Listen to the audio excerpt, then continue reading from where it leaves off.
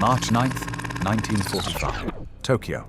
Haruyo Nihei is 8 years old. She spent the day playing with friends in the Shitamachi district, the working-class heart of Tokyo, where the streets are so narrow you can reach across and touch your neighbor's wall. Her mother called her in for a simple meal: rice, a little dried fish, nothing special. They went to bed early because there was school tomorrow.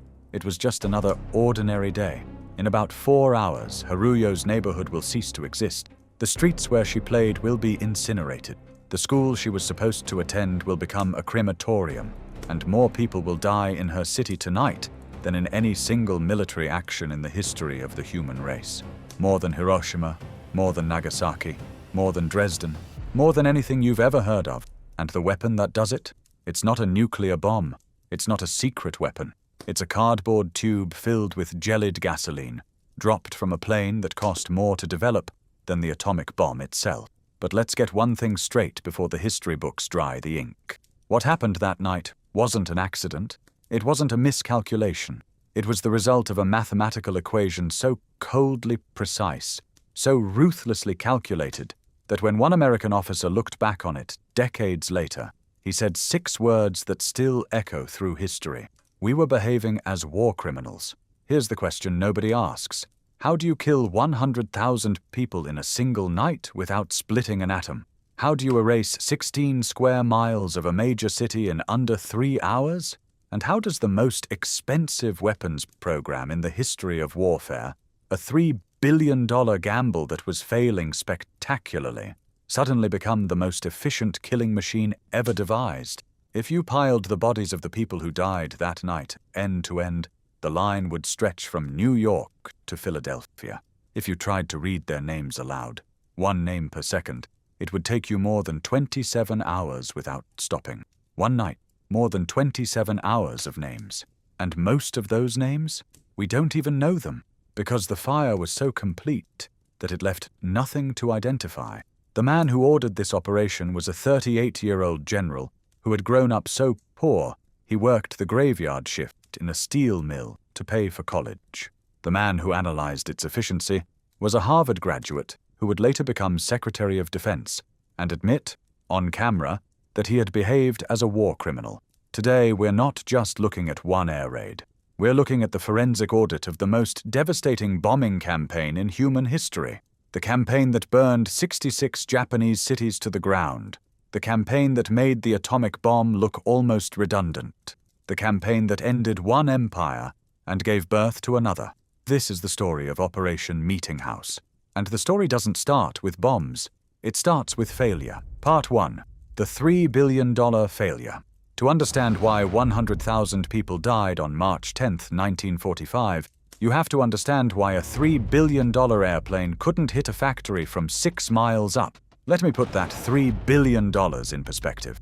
In 1945 dollars, adjusted for inflation, we're talking over $50 billion today.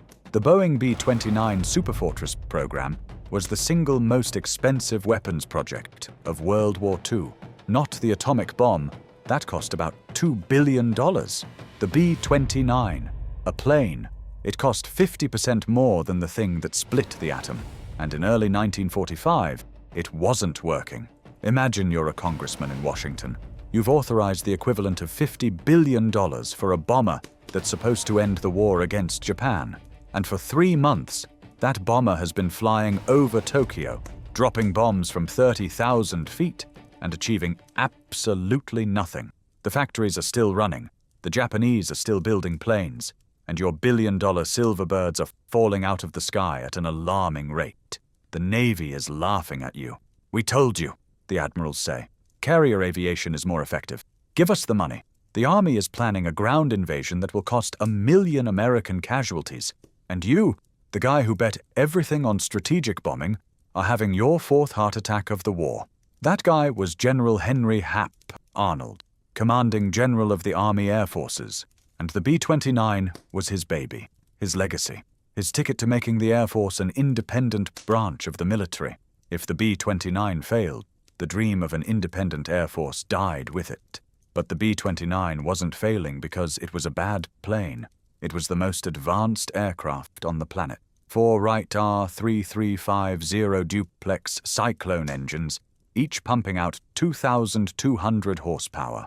Pressurized cabin, remote-controlled gun turrets. It could carry 20,000 pounds of bombs to a target 1,500 miles away. On paper, it was a masterpiece. On paper. In reality, the R3350 engine was a nightmare. It leaked oil. It caught fire. It seized mid-flight. The B-29 was the only large aircraft in the war where the flight engineer was usually an officer trained as a pilot, because you needed a third guy who could fly the plane when things went catastrophically wrong, and they went wrong a lot. LeMay himself later wrote that B-29s had as many bugs as the entomological department of the Smithsonian Institution. Fast as they got the bugs licked, new ones crawled out from under the cowling. The engines were so temperamental that pilots couldn't even keep them running while waiting in line on the runway. They had to start, shut down, and restart while taxiing. A nerve-shredding process in a fully loaded bomber carrying 6 tons of bombs and enough fuel for a 3,000-mile round trip. The heat on the Pacific Island runways, Guam, Saipan, Tinian, made the overheating problems worse. Crews would sometimes watch the bomber ahead of them burst into flames on takeoff, then calmly advance to the same runway and take off themselves. Because the mission wasn't optional, one crew member, a gunner named Carter from Georgia, was almost grateful he'd been born without a sense of smell. The stench of leaking engine oil mixed with tropical heat made some crewmen physically ill before they even left the ground. But the engines weren't the real problem. The real problem was something nobody had seen before, something invisible, violent, and completely unexpected: the jet stream. Here's a piece of trivia that changed the course of history. Before 1944, nobody knew the jet stream existed over Japan. Meteorologists had theoretical models, but nobody had actually flown through it. When B-29 crews started flying at 30,000 feet over Tokyo, they discovered winds exceeding 250 miles per hour at bombing altitude. 250. That's faster than most World War II fighter planes could fly. Think about what that means for accuracy. You're in a bomber at 30,000 feet. You've got a Norden bomb sight, the most precise targeting system ever built, and you release your bombs. Those bombs fall for about 40 seconds before they hit the ground. In 40 seconds, a 250-mile-per-hour wind pushes them almost 3 miles off target. You're aiming at a factory. You're hitting the ocean. The numbers were devastating. B-29s flying at high altitude were achieving hit rates of less than 5%. The Nakajima aircraft engine plant at Musashino, the single most important target in Japan, was attacked 7 times. Total damage, virtually nothing. The Americans weren't bombing Japan. They were fertilizing the Pacific with high explosives. And meanwhile, American boys were dying. Loss rates approached 6% per mission. Not from Japanese fighters. Those could barely reach 30,000 feet. Not from anti-aircraft fire. That was mostly inaccurate at those altitudes. They were dying from mechanical failures, engine fires, running out of fuel fighting the headwinds, ditching in the Pacific on the way home. This is what Hap Arnold was looking at in January 1945. A $3 billion investment producing nothing. A casualty rate that was unsustainable. A Congress asking hard questions. A Navy waiting to pick the carcass clean. And a war that showed no signs of ending. He needed a miracle. So he did what desperate men do. He fired the guy in charge and brought in someone meaner. On January 20th, 1945, Brigadier General Haywood Hansell was relieved of command of the 21st Bomber Command. Hansell was a brilliant theorist, one of the original bomber mafia who had developed America's strategic bombing doctrine in the 1930s. He believed in precision. He believed in hitting specific factories with specific bombs. He believed, as he once wrote, that the idea of killing thousands of men, women, and children was basically repugnant to American mores. His replacement had no such philosophical hang-ups. Major General Curtis Emerson LeMay arrived on Guam like a storm front. He was 38 years old, the son of an itinerant worker from Ohio. He'd put himself through college working the graveyard shift in a steel mill. He had a condition called Bell's palsy that partially paralyzed his face. He hid it behind a cigar that became his trademark. His men called him Iron Ass. He spoke so quietly in meetings that people had to lean forward to hear him, but when Curtis LeMay made a decision, you could hear it across an ocean. One of Arnold's aides delivered the message to LeMay with absolute clarity. If you don't get results, you'll be fired. For his first 6 weeks, LeMay tried Hansel's approach. High altitude, daylight, precision, and he got the same results. 16 missions. 5,000 tons of bombs dropped. One raid that caused any significant damage. Less than 6% of bombs landing within 1,000 feet of their targets. LeMay was looking at the same math that had destroyed his predecessor. And the math was screaming one thing. Everything we're doing is wrong. But here's the thing about LeMay that separates him from every other commander in this story. He didn't just see what wasn't working. He saw why it wasn't working. And he had an idea so radical, so insane, that when his crews heard it, they thought he was trying to get them killed. What if you took the most expensive, most advanced bomber in the world and flew it at 5,000 feet, at night, without guns? The briefing rooms went silent. Pilots looked at each other. LeMay is going to get us killed, somebody said, because the logic seemed suicidal. At 5,000 feet, anti-aircraft guns could shred you. At 5,000 feet, you're in range of everything. Every machine gun, every rifle, every rock thrown by an angry civilian. And without your defensive guns, without your armor, you're a flying gas tank with a target painted on the side. But LeMay had done the math, and the math told a different story. At 5,000 feet, there's no jet stream. Your bombs land where you aim them. At night, Japanese anti-aircraft crews can't see you. Their radar was primitive, their night fighters virtually non-existent. Without guns and armor, each B-29 could carry an extra 3 tons of bombs. 3 tons. Multiply that by 300 bombers. That's 900 additional tons of incendiaries on target. And the fuel math was beautiful. At 5,000 feet, the engines burn less fuel than at 30,000. No need to climb for an hour. No fighting the headwinds. The planes could actually carry more bombs and fly farther than they could at high altitude. Every piece of conventional wisdom about strategic bombing said this was madness. Every textbook, every doctrine, every lesson learned in Europe. LeMay didn't care about textbooks. He cared about results. But there's one more piece of this puzzle. One piece that turns a tactical innovation into a holocaust. It's not how you fly, it's what you drop. And what LeMay planned to drop on Tokyo wasn't high explosives, it was fire. Specifically, a 6-pound incendiary bomb called the M69, a cardboard tube filled with napalm gel. When it hit a surface, it ignited and shot a jet of burning napalm that stuck to everything it touched. It burned at over 2,000 degrees Fahrenheit for about 6 minutes.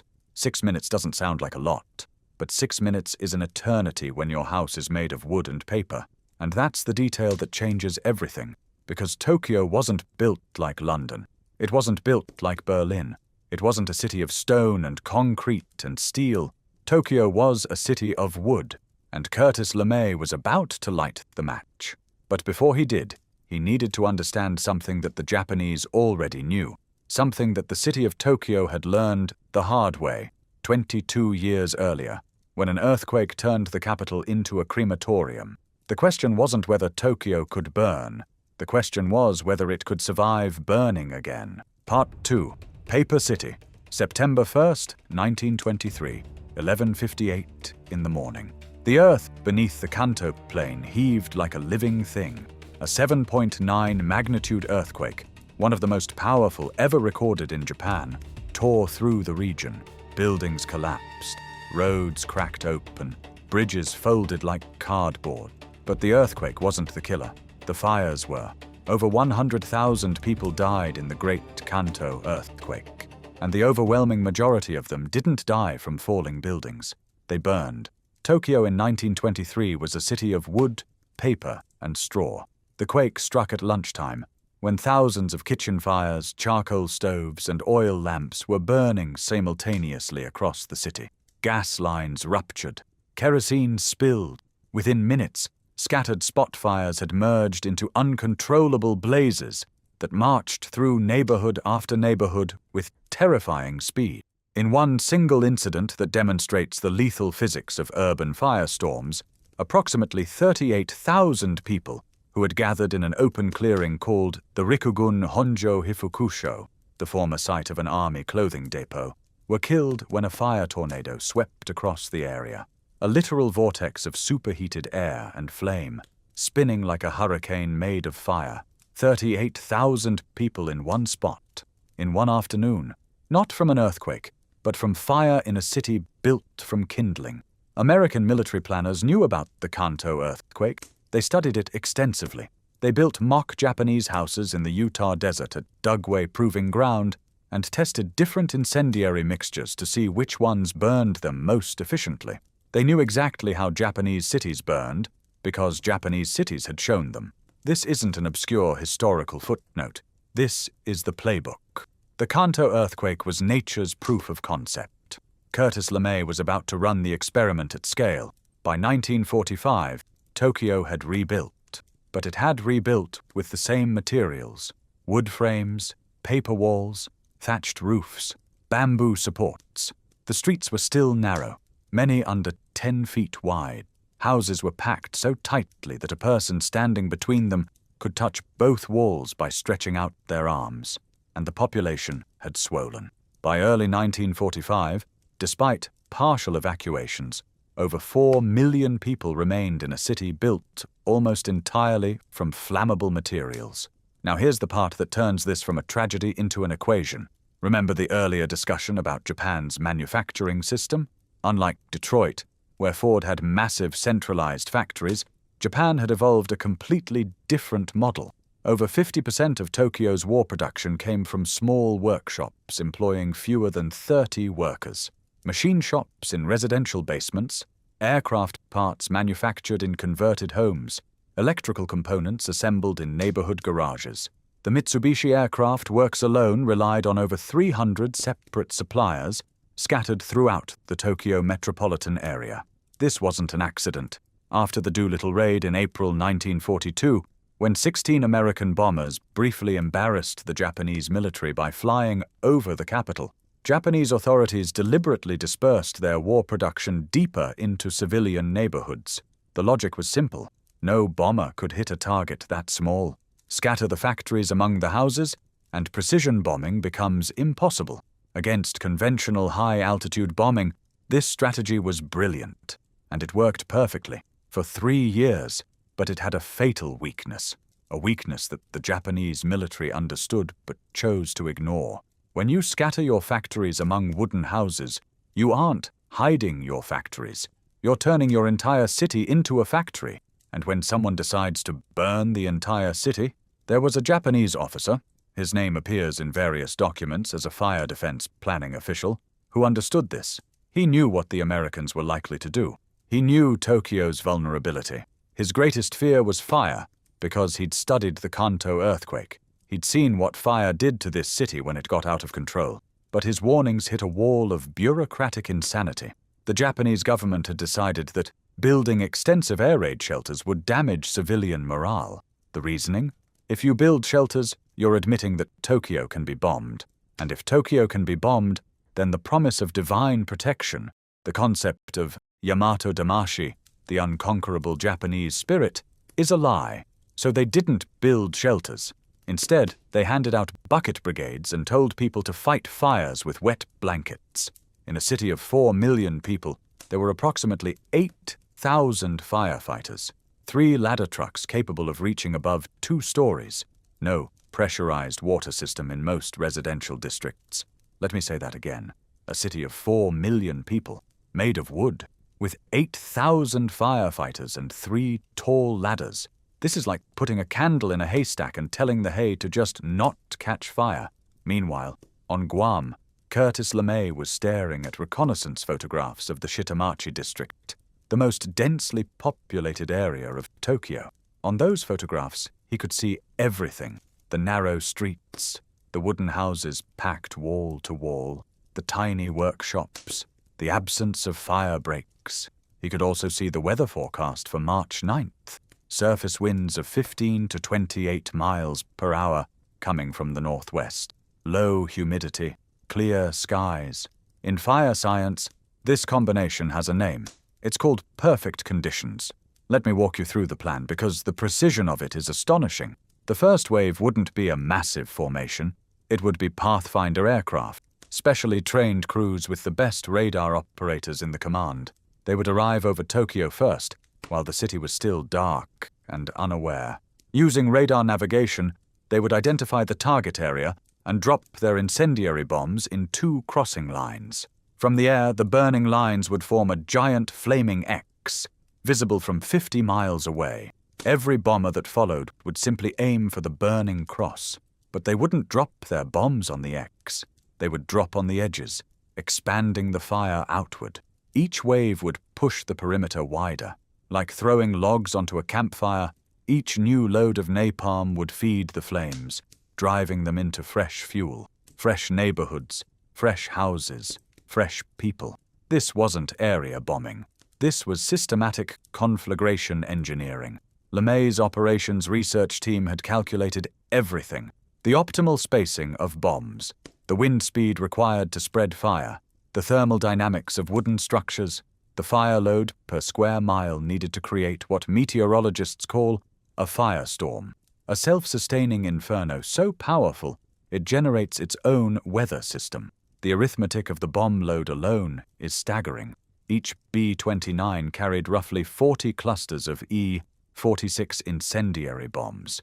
Each cluster contained 38 individual M69 napalm bomblets.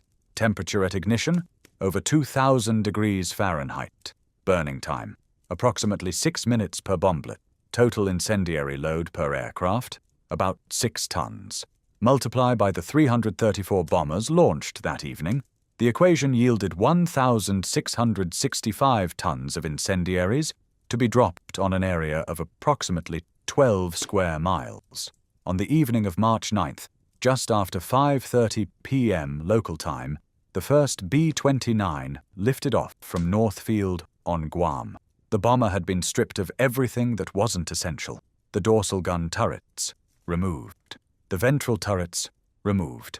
The ammunition, gone. The armor plating, pulled out. Everything that weighed anything and didn't contribute to carrying more fire to Tokyo was left on the ground. A gunner named William Reb Carter, aboard a B-29 called God's Will, remembered 4 words from the briefing. Heavy losses are anticipated. Think about that.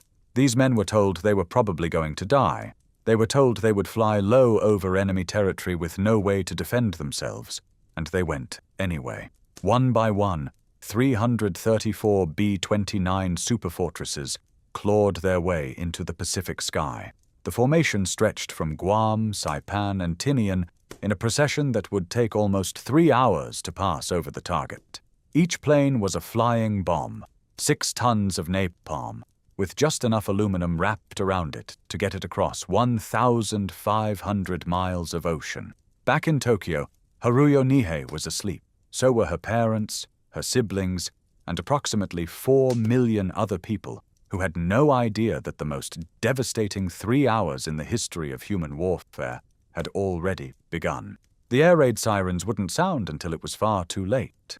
LeMay didn't go with them. He stayed on Guam, chain-smoking cigars, waiting for the first radio reports.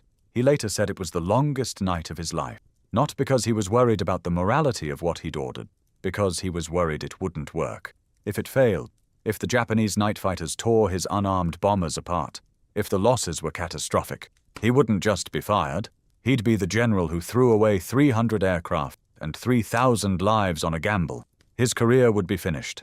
The B-29 program would be finished. The dream of an independent Air Force would be finished.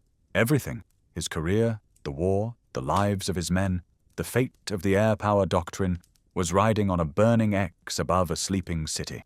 At approximately 12:08 a.m. on March 10th, the Pathfinder aircraft arrived over Tokyo, and what happened next would make every horror that came before look like a dress rehearsal. Part 3. When the sky caught fire. The first thing the Pathfinder crews saw was the moonlight reflecting off Tokyo Bay. A calm, clear night. The city below was dark, but not completely dark. Incredibly, the streetlights were still on. In March 1945, with B-29s flying over Japan almost daily, with the war clearly lost, the streetlights of Tokyo were still burning. They wouldn't be burning much longer. The Pathfinders came in from opposite directions, crossing over the Shitamachi district at low altitude. Their bombardiers released the first loads of incendiaries. Within seconds, 2 lines of fire blazed to life on the ground, crossing each other in a massive flaming X. From altitude, it looked like someone had drawn a burning cross on the face of the city. The X was visible from 50 miles away. Now the main force arrived. Richard Bale of the 9th Bombardment Group was far back in the formation. He would later say that the fires were so bright he could almost read a paper in the cockpit from the glow below. The sky ahead wasn't dark anymore. It was crimson, a deep, pulsing red that covered the horizon like a false sunrise. The B-29s came in individually, at staggered altitudes between 5,000 and 9,000 feet, at intervals of about 50 seconds. No formation flying, no precision targeting, just a stream of aircraft, one after another, each crew looking for the edge of the fire and dropping their loads into the darkness just beyond it, pushing the flames outward, feeding them. Within the first 30 minutes, the individual fires began to merge. This is the critical phase in fire dynamics, the moment when separate blazes connect and begin sharing heat. When fires merge, they don't just get bigger, they change behavior.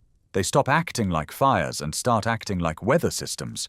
What happened over the next 2 hours in Tokyo has a technical name. Scientists call it a mass conflagration, or, in its most extreme form, a firestorm. Here's the physics in simple terms. When a massive fire burns, it heats the air directly above it. Hot air rises, fast. In a firestorm, the updraft can reach speeds of 100 miles per hour or more, straight up. This creates a vacuum at ground level. Fresh air rushes in from all sides to fill the vacuum, and this inrushing air feeds the fire with oxygen. The more the fire burns, the more air it sucks in. The more air it sucks in, the hotter it gets. It's a feedback loop with no off switch. The ground-level winds created by this effect reached hurricane force. Survivors described the wind pulling people off their feet, pulling infants out of their mothers' arms, pulling the roofs off buildings, and all of that wind was feeding the fire. Ground temperatures in the center of the conflagration exceeded 1,800 degrees Fahrenheit. At that temperature, glass doesn't just crack, it flows like water. Metal lamp posts bend like candles. Concrete explodes from the moisture trapped inside it, expanding into steam. Human bodies don't just burn, they are reduced to ash in minutes. The canals and rivers should have been safe havens. They weren't. As thousands of people fled into the Sumida River and the network of canals that crisscross the Shitamachi district, they discovered something that defied their understanding of reality. The water was boiling, not metaphorically. The radiant heat from the fires on both banks was so intense that the surface of the canals reached scalding temperatures. People who jumped in to escape the flames were burned by the water. Others drowned in the crush of bodies. One survivor described the Sumida River as a stew of human beings, the living, the dying, and the dead, all tangled together in dark water that reflected the orange sky. Yoshiko Hashimoto was 24 years old that night, a young mother with a baby living in the Sumida district. Her husband, an army officer, was on the outskirts of town guarding a military base. She was alone with her baby and her parents. When the fire closed in, her father made a decision. He knew Yoshiko was a strong swimmer. He told her to take the baby and jump into the river. She hesitated. It was March. The water was ice cold, and the baby was so small. But her mother took off her own protective hood, placed it on Yoshiko's head, looked into her daughter's eyes, and said, "You have to listen to your father." Yoshiko took her baby and dove into the freezing river. She managed to reach a floating raft and placed her baby on it. Burning logs drifted past them. She splashed water on the baby's face to keep him cool. His eyes were wide open, staring at the burning sky. Yoshiko and the baby survived. Her mother did not. Without the protective hood she'd given to her daughter, Her hair caught fire. She burned to death on the riverbank, within sight of the water that might have saved her. 7 decades later, Yoshiko still couldn't talk about that night without tears. "I cannot hold back my tears whenever I think about it," she said, and cannot forget her sad face looking into my eyes. That final look. A mother giving her protection to her daughter, knowing it would cost her life. That's not a statistic. That's not a strategic objective. That's a human being making the most devastating choice a parent can make. And it happened thousands of times that night, across every burning street, in every disintegrating shelter, along every riverbank in the Shitamachi district. There was a 6-year-old girl named Shizuo Nishio. She was excited about kindergarten the next day. Her father told the family to go to a nearby school. It was made of cement, he said, not wood. They'd be safe there. But the shelter was so packed that Shizuo and her mother had to leave. They found another way out.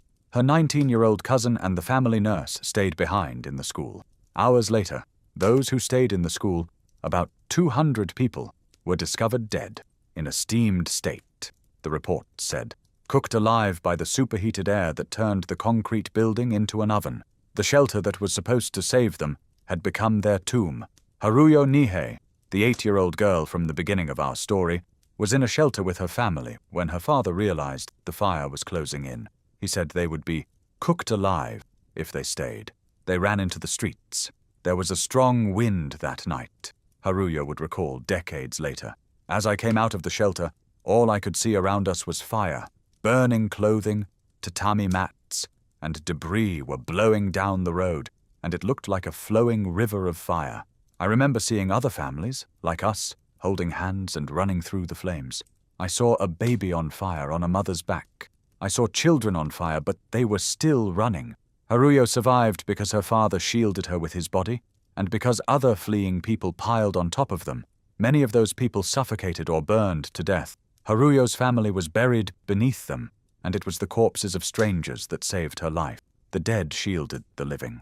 At Kikukawa Elementary School, one of the few concrete buildings in the area, officially designated as a refuge center, hundreds of people crowded inside. They believed the concrete walls would protect them. They were wrong. The heat outside was so intense that it radiated through the walls. The temperature inside rose, and rose, and rose. The next day, investigators found nothing inside the school but belt buckles, metal helmet fragments, and bone dust. Everyone inside had been effectively cremated in place. The only survivors were a handful of people who had climbed onto the roof before the worst of it. Another school, another shelter.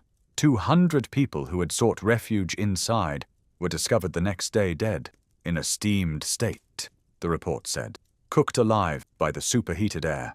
Meanwhile, 5,000 feet above this horror show, the B-29 crews were experiencing their own version of hell. The thermal columns rising from the firestorm created turbulence that was beyond anything the pilots had experienced. Planes were buffeted up and down by 1,000 feet in seconds. In some cases, the updrafts were so violent they flipped 60-ton bombers completely over. Crews realized they were inverted only when everything inside the aircraft came crashing down on them, and the flames that had been below them were suddenly above. A bombardier named Maynard David later recalled, "When the bomb bay doors opened, the plane filled with smoke from the ground, and we smelled this horrible odor. That odor, the scent of burning human flesh, penetrated the cockpits at 5,000 feet. Pilots grabbed their oxygen masks to keep from vomiting. Some crews kept the masks on for the entire return flight.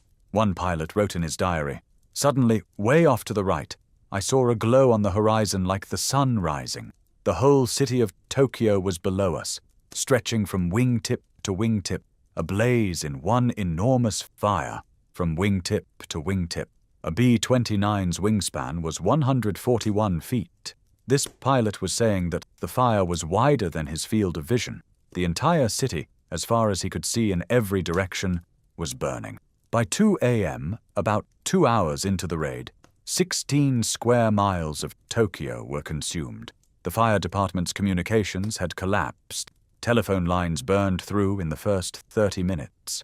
The firefighters themselves, those 8,000 men with their 3 ladder trucks, were overwhelmed within the first hour. Many of them died at their posts, the rest retreated and simply watched. The all-clear sirens sounded at 2:37 a.m. The raid had lasted approximately 2 hours and 40 minutes. In that time, 279 B-29s had dropped 1,665 tons of incendiary bombs on the most densely populated area of the Japanese capital. Now let's look at the numbers, because the numbers are where the real horror lives. 267,000 buildings destroyed, over 1 million people rendered homeless. The official Japanese death toll, 83,793. But that number is almost certainly too low. The reality is likely closer to 100,000, and some estimates push higher. Entire families were incinerated, leaving no one to report them missing. Bodies were cremated so thoroughly that identification was impossible. In many areas, the only evidence that humans had existed were the personal effects that survived the fire. Watches, rings, belt buckles. American losses: 14 B-29s and approximately 96 airmen. Read those numbers again. 100,000 dead for the loss of 14 aircraft. That's a kill ratio that dwarfs anything in the history of warfare. That's more civilians dead in a single night than Britain lost in the entire Blitz. When the reconnaissance photographs came back the next day, the operations staff on Guam stood speechless. One officer wrote, "They shake their heads at each other and bend over the photos again, and then shake their heads again, and no one says a word." Where the Shitamachi district had existed, a thriving neighborhood of 750,000 people, there was nothing, just a flat, gray ash field, punctuated by the occasional concrete chimney, standing like a gravestone. 16 square miles, 1/4 of Tokyo, erased in a single night. LeMay didn't celebrate. He barely acknowledged the results. He was already looking at the next target. Because for Curtis LeMay, March 10th wasn't the climax. It was the opening act, and the machine he'd built wasn't designed to strike once. It was designed to strike again and again and again until there was nothing left to burn. What happened in the next 10 days would make Operation Meeting House look like a pilot episode. Part 4. The Assembly Line of Fire. Here's the thing about Curtis LeMay that separates him from almost every military commander in history. He didn't think in battles. He thought in systems. He wasn't a warrior. He was an engineer. And engineers don't stop at the prototype. They scale. March 10th proved the concept. Now he had to industrialize it. While Tokyo still smoldered, while the bodies hadn't even been counted, LeMay called the next mission. He gave his ground crews and airmen exactly 2 days to rest, rearm, and refuel. On the evening of March 11th, less than 48 hours after the most devastating air raid in history, 285 B-29s were climbing into the Pacific sky again. This time, the target was Nagoya, Japan's third largest city, the heart of its aircraft manufacturing industry. The Mitsubishi Aircraft Works had dispersed its operations among approximately 300 subcontractors throughout Nagoya's residential districts, the exact same strategy that Tokyo had employed, the exact same vulnerability. The result was the same nightmare in a different city. 2 square miles of manufacturing district vaporized. Aircraft assembly reportedly dropped significantly within days. The dispersed suppliers that were supposed to be invisible to American bombers burned simultaneously. 2 days later, March 13th, Osaka, Japan's second largest city, 274 superfortresses, 1,733 tons of incendiaries. The Osaka arsenal, producing a significant fraction of Japan's ammunition, ceased to exist. 8 square miles of commercial and industrial districts reduced to ash. Port facilities that handled roughly a third of Japan's imports burned to the waterline. March 16th, Kobe, Japan's 6th largest city, 331 B-29s. The Kawasaki shipyards, building a substantial portion of Japan's merchant vessels, burned for 3 days. 7 square miles of urban area eliminated. March 19th, back to Nagoya. 290 superfortresses finished what the first raid had started. More square miles of capability removed from Japan's war economy. 5 raids in 10 days. Let me add it up. In a week and a half, B-29s had dropped 9,373 tons of incendiaries on Japan's 5 largest industrial cities. Over 30 square miles of urban area were obliterated. The cascading effect on Japan's war economy was immediate and catastrophic. When your aircraft parts come from a small workshop in a residential district, and that district no longer exists, your aircraft factory, even if it's still standing, has nothing to assemble. But here's what most people miss about this campaign. The physical destruction, as devastating as it was only half the equation. The other half was something you can't see in reconnaissance photographs. The workers. You can rebuild a factory. You can replace a machine tool. But you cannot replace a master machinist who spent 15 years learning to grind aircraft engine bearings to tolerances of 1,000th of an inch. That knowledge died with him. Multiply that by thousands, and you begin to understand why Japan's industrial output didn't just decline, it collapsed. Worker absenteeism in surviving factories skyrocketed, not because workers were lazy, because they were searching for their families, because they were burying their dead, because the transportation networks they relied on to get to work had been incinerated, train stations were rubble, roads were blocked with debris, the entire logistics infrastructure that connected workers to factories was shattered. The psychological impact was arguably worse than the physical destruction. For 4 years, the Japanese government had promised that the homeland was protected, that the divine wind, kamikaze, would shield them from foreign invasion, just as it had shielded Japan from the Mongols in 1281, that the B-29s were merely an annoyance. March 10th ended that lie, and the raids that followed drove a stake through its heart. But LeMay wasn't satisfied with burning cities. He understood something that pure strategists often miss, that Japan was an island nation, and island nations have a critical vulnerability. They depend on the sea. In late March 1945, while the incendiary campaign continued, LeMay assigned the 313th Bombardment Wing to a mission that most people have never heard of. It doesn't have the drama of firebombing. There are no photographs of burning cities, no survivor testimonies, but in terms of pure strategic impact, it may have been even more devastating than the fires. Operation Starvation. Instead of incendiary bombs, B-29s from the 313th Wing began dropping naval mines into Japanese waters. These weren't dumb mines from a previous century. They were sophisticated influence weapons, equipped with magnetic sensors, acoustic triggers, and pressure detonators. Some were designed to count the number of ships passing overhead, and only detonate after a preset number. Others could distinguish between different ship types by their acoustic signatures. The Japanese had captured examples of older mine types, but these were redesigned specifically to defeat existing countermeasures. The numbers tell the story. Between March 27th and August 15th, 1945, the 313th Wing flew 1,529 mining sorties. They laid 12,135 mines in Japanese waters. That represented just 5.7% of the 21st Bomber Command's total sorties, a tiny fraction of the overall effort. The return on investment was astonishing. Those mines sank or damaged 670 ships, totaling over 1.25 million tons of shipping.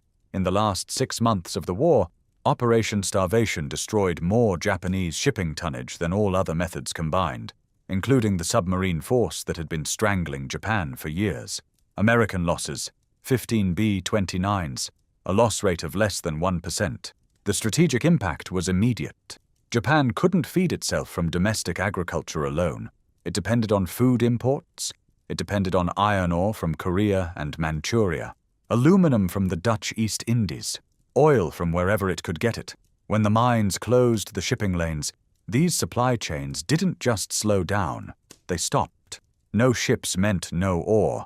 No ore meant no steel. No steel meant no weapons. No aluminum meant no aircraft. No oil meant no fuel. No food imports meant starvation. The economy began consuming itself. Japan in the spring of 1945 was like a body being attacked from the outside and the inside simultaneously. The fires destroyed the organs, the mines cut the arteries, And the fires didn't stop. They never stopped. As the weeks turned into months, LeMay expanded his target list systematically. By April, he was sending 300-plus bomber raids against cities that hadn't been touched. By May, he was going back to cities that had already been hit and burning what was left. On May 25th, 464 B-29s returned to Tokyo and incinerated an additional 16.8 square miles. The capital that had housed 7 million people was now roughly half rubble. By summer, LeMay's target list included every Japanese city with a population over 30,000.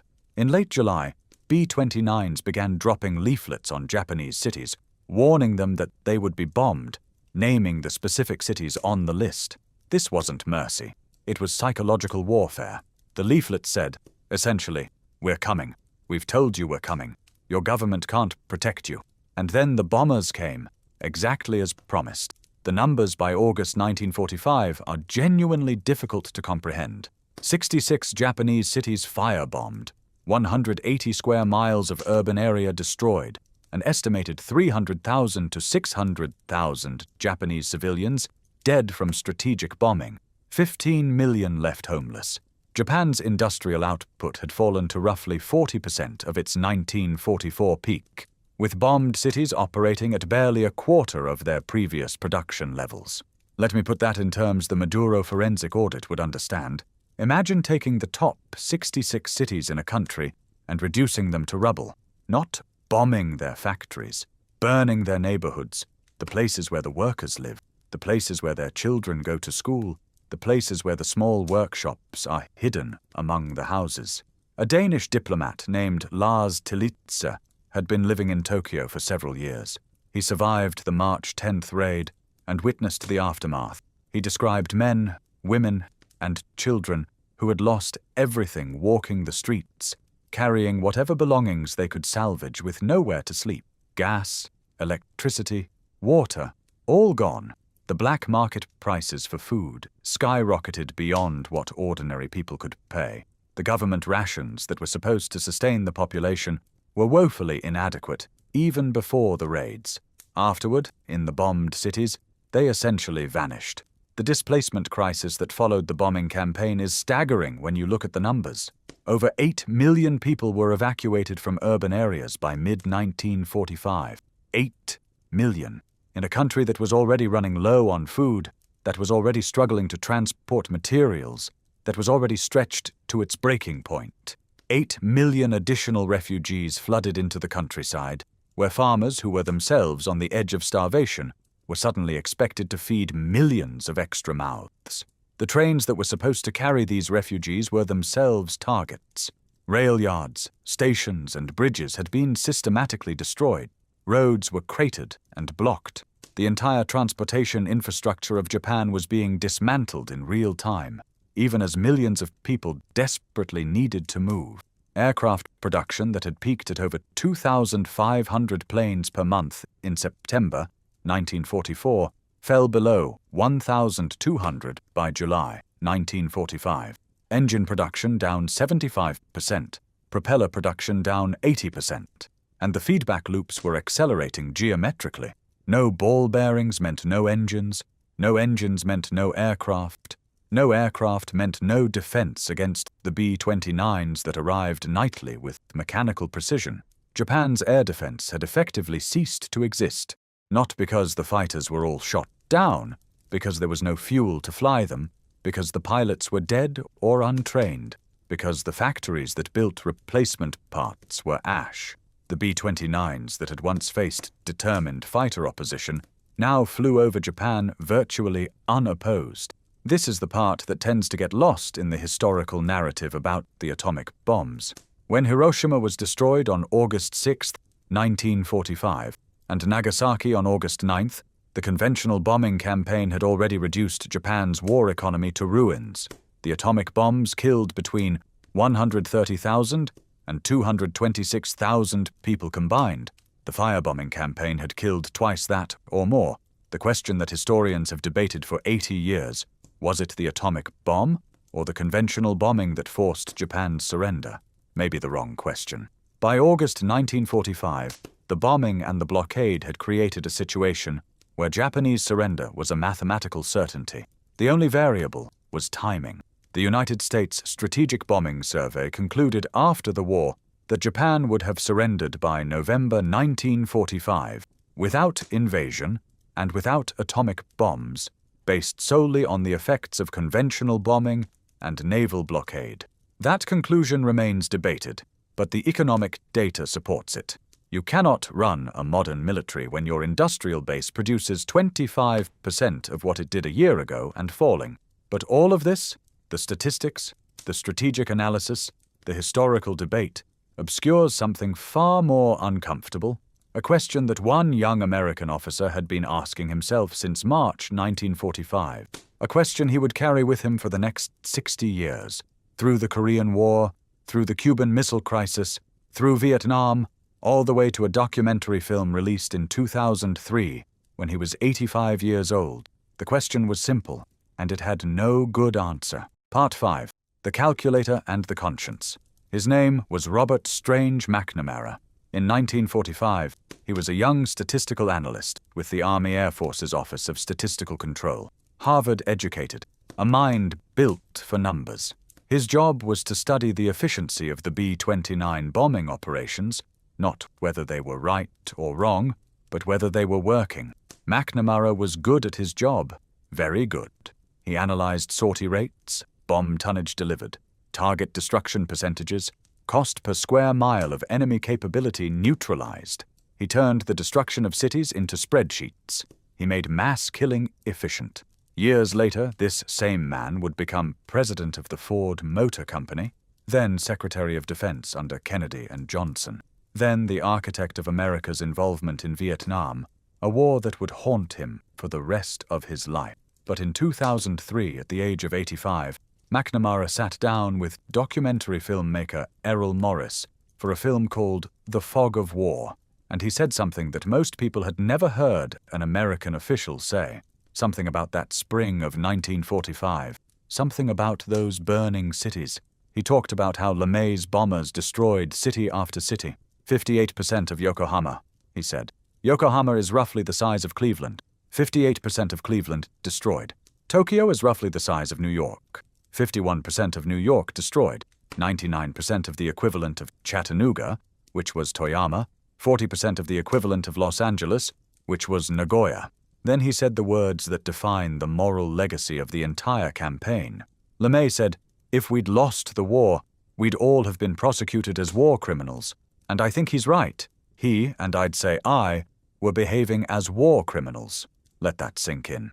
A former Secretary of Defense, a man who served at the highest levels of the American government, admitting on camera that he believed he participated in war crimes. And then he asked the question that nobody in 1945 wanted to answer. The question that nobody in 2025 wants to answer. What makes it immoral if you lose and not immoral if you win? This is where the forensic audit gets uncomfortable, because up until now we've been talking about strategy, efficiency, kill ratios, tons of ordnance per sortie, the mathematics of industrial destruction, clean numbers on clean spreadsheets, but the people in those numbers were real. The 100,000 who died on March 10th were not strategic targets. They were mothers and fathers and children. They were the 8-year-old girl who saw babies on fire, still running. They were the 24-year-old mother who watched her own mother burn to death on a riverbank. They were the 200 people in the elementary school who were cooked alive behind concrete walls that were supposed to protect them. LeMay never apologized, not once. When pressed on the morality of the campaign, he offered a simple calculus. We're at war with Japan. We were attacked by Japan. Do you want to kill Japanese, or would you rather have Americans killed? And here's the bitter truth. His calculus wasn't irrational. Operation Downfall, the planned invasion of the Japanese home islands, was projected to cost staggering numbers of casualties on both sides. The invasion of Kyushu alone, scheduled for November 1945, anticipated hundreds of thousands of American casualties in the first month. Japanese planning documents captured after the war revealed preparations for a total defense of the homeland that would have mobilized virtually the entire civilian population. Against those projections, the bombing casualties, as monstrous as they were, represented a fraction of what an invasion would have cost. That's the cold mathematics that haunts this entire story.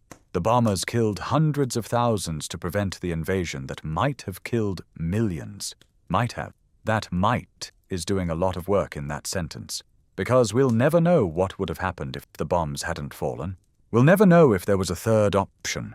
We'll never know if diplomacy could have ended the war before August. Those are counterfactuals, and counterfactuals don't have body counts. But here's what makes this debate so agonizing. In 1945, international law did not explicitly prohibit area bombing of cities. The Hague Conventions addressed military targets, but were vague about civilian workers producing war materials. And the Japanese government had deliberately dispersed military production into civilian neighborhoods, making any clear distinction between military and civilian targets functionally impossible. You couldn't bomb the factory without bombing the neighborhood, because the factory was the neighborhood.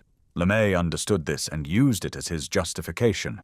If the enemy chooses to hide his war industry among civilians, the responsibility for civilian casualties falls on the enemy.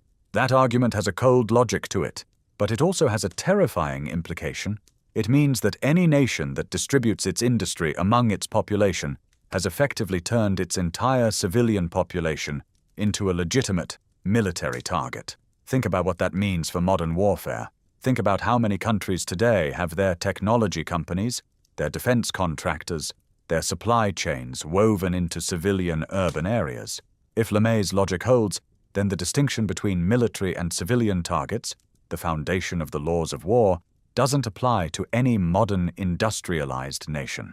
That's the real legacy of March 10, 1945. Not just the bodies, not just the ashes, but the precedent. The idea that total industrial warfare makes the concept of a civilian obsolete. McNamara wrestled with this until the day he died. In The Fog of War, he asked the camera a question that still has no answer.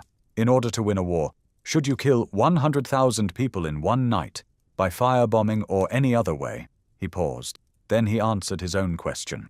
LeMay's answer would be clearly, yes. What we do know is what actually happened. And what actually happened is this. Between March and August 1945, the United States conducted the most intensive strategic bombing campaign in human history. It destroyed 66 cities. It killed between 300,000 and 600,000 people. It left 15 million homeless. It reduced the world's sixth largest economy to rubble. Total American bomber losses for the entire campaign: 414 B-29s and approximately 2,600 aircrew killed. The kill ratio is obscene. For every American who died, between 100 and 200 Japanese civilians perished. The total bomb tonnage dropped: 147,000 tons over 15,000 sorties. At a program cost of $3 billion for the B-29 alone, plus the cost of bases, training, fuel, and ordnance, the price tag was enormous by 1945 standards. But the return on investment, if you can stomach calling the destruction of a civilization a return on investment, was conclusive. And it changed the world. There's a footnote to this story that most people never hear. Remember Haywood Hansel, the general who was fired because he refused to burn cities? The man who believed that the idea of killing thousands of men, women, and children was basically repugnant to American mores. Hansel spent the rest of his career in relative obscurity. He never got another major combat command. He wrote memoirs that virtually nobody read. He watched as LeMay, the man who replaced him, the man who did what Hansel wouldn't, rose to become one of the most powerful military figures in American history. Hansel died in 1988. By then, the strategic bombing debate had shifted. Historians were beginning to question whether the area bombing of Japan had been necessary, whether precision bombing, Hansel's approach, might have worked if given more time and better technology, whether the whole thing could have been done differently. But by 1988, it was too late for Hansel. The history books had already been written. LeMay was the hero who ended the war. Hansel was the footnote who couldn't get results. History, as always, was written by the winners, and the winners used fire. In 1947, The United States Air Force became an independent branch of the military, built on the foundation of what the B-29 had proved over Japan. Hap Arnold's dream, realized on a runway of Japanese ash. Curtis LeMay was promoted to command the Strategic Air Command from 1948 to 1957. The same calculated logic that had determined incendiary loads over Tokyo now determined nuclear targeting of Soviet cities. The doctrine of mutual assured destruction, the idea that kept the Cold War cold, descended directly from the precedent of March 10, 1945. Robert McNamara went from calculating bombing efficiency to calculating body counts in Vietnam, and the same mathematical mind that had optimized the firebombing of Japan helped lead America into its longest and most divisive war. The fog of that first war never cleared. It just moved to a different jungle. Japan, meanwhile, did something extraordinary. It rebuilt. The same districts that had been incinerated in 1945 became centers of an economic miracle by the 1960s. Toyota City rose from Nagoya's ashes. Electronics giants emerged from Tokyo's burned neighborhoods. The world's second-largest economy grew from history's most complete destruction. The Toyota production system, the manufacturing philosophy that would revolutionize global industry, was born partly from the ashes of 1945. When your entire manufacturing infrastructure has been obliterated, you don't rebuild the old system. You imagine a new one. Just-in-time manufacturing, continuous improvement, lean production. These weren't just business innovations. They were the children of total annihilation. So here we are. The verdict is in. Operation Meeting House and the firebombing campaign of 1945 represent the most devastating use of conventional air power in human history. More destructive than the Blitz, more deadly than Dresden, more civilians killed than both atomic bombings combined. Let me bring you back to where we started. March 9th, 1945. An ordinary evening in Tokyo. An 8-year-old girl named Haruyo Nihei, playing with her friends, going to bed early, dreaming of school tomorrow. Haruyo survived. Her whole family survived. One of the lucky ones. She spent the rest of her life carrying the memory of that night. The running, the flames, the babies on fire who were still running, the river of people, the sky that was the wrong color. 70 years later, at the age of 78, she told her story to a reporter. Not because she wanted to, because she felt she had to. My ability to recall, she said, can be a curse. On the other side of the Pacific, 6,000 miles away and 58 years later, an 85-year-old Robert McNamara sat in a chair and admitted to a camera that he had behaved as a war criminal. He said it calmly, without drama, as if stating a mathematical fact. LeMay said if we'd lost the war, we'd have been prosecuted. McNamara agreed. They didn't lose the war, so nobody was prosecuted, and the 100,000 people who died on the night of March 10th, 1945, and the hundreds of thousands who followed in the 66 cities that burned after them, received no memorial from the Japanese government, no compensation, no official recognition comparable to the atomic bomb survivors of Hiroshima and Nagasaki. For 80 years, the firebombing of Tokyo existed in a strange historical blind spot, too devastating to ignore, too uncomfortable to remember, not dramatic enough for a single iconic image like the mushroom cloud. Just fire, just math, just a general with a cigar, a young analyst with a spreadsheet, and 334 bombers carrying enough napalm to erase a quarter of the world's largest city. If you take one thing from this forensic audit, let it be this. The most devastating military action in human history was not an accident. It was not a miscalculation. It was not an act of passion or rage. It was the product of cold arithmetic, sortie rates, bomb loads, wind speeds, fire dynamics, industrial output percentages, cost-benefit analysis. The fire that consumed Tokyo on March 10, 1945, was not an inferno of hatred. It was an inferno of mathematics. And that, perhaps, is the most terrifying thing about it, because hatred can be extinguished. Math cannot. The B-29 superfortress, the $3 billion failure that became the most efficient killing machine in history, proved something that the world has been living with ever since. It proved that modern warfare doesn't require you to hate your enemy. It doesn't even require you to see your enemy. All it requires is a good spreadsheet, a cold heart, and enough napalm to turn a paper city into a footnote. Haruyo Nihei passed her memories to a younger generation. Katsumoto Saotome, another survivor who was 12 years old that night, spent his entire life collecting testimonies and building a museum so the world wouldn't forget. He died in 2022 at the age of 90. His daughter Ai is digitalizing his archives. In about 10 years, she told reporters, we will have a world where nobody remembers anything about this. I hope these documents and records can help. The last survivors are in their 90s now.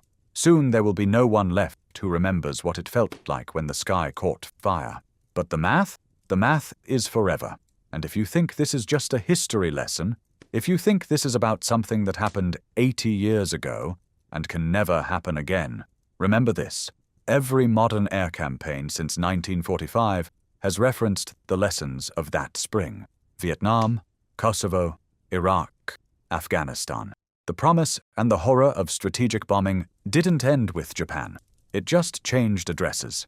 The bamboo spears that the Japanese government distributed to civilians for homeland defense were never used. They rest today in museums, relics of a war that ended not through invasion, but through fire falling from the sky. Haruyo Nihei's neighborhood no longer exists. In its place stands modern Tokyo. Glass towers, neon lights, the most advanced city on earth, built on ash, built on memory, built on the graves of 100,000 people who went to sleep on an ordinary night and never woke up.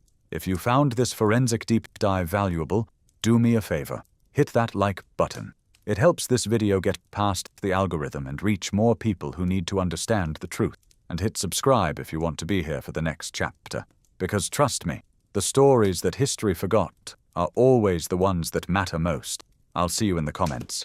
And remember, numbers aren't just statistics. They were people.